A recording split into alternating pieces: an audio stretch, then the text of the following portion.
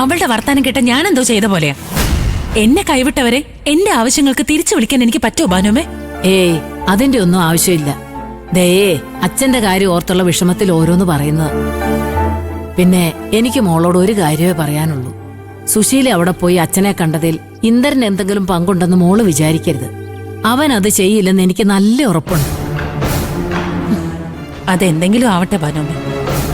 അച്ഛൻ വല്ലാതെ വയലന്റ് ആയെന്ന് അമ്പിളി ചേച്ചി എന്നെ വിളിച്ചപ്പോ പറഞ്ഞത്.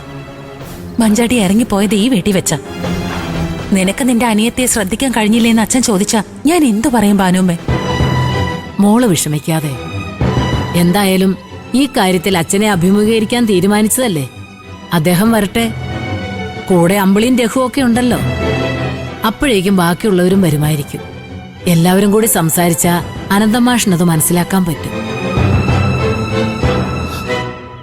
ഇത്രയും ജീവിതം കണ്ട മനുഷ്യനല്ലേ, എന്തൊക്കെ പ്രതിസന്ധികൾ തരണം ചെയ്തിരിക്കുന്നു.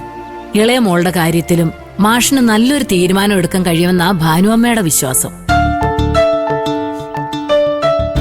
ആ മോളെ, മോള് കുഞ്ഞിന്റെ അടുത്തേക്ക് ചെല്ല്.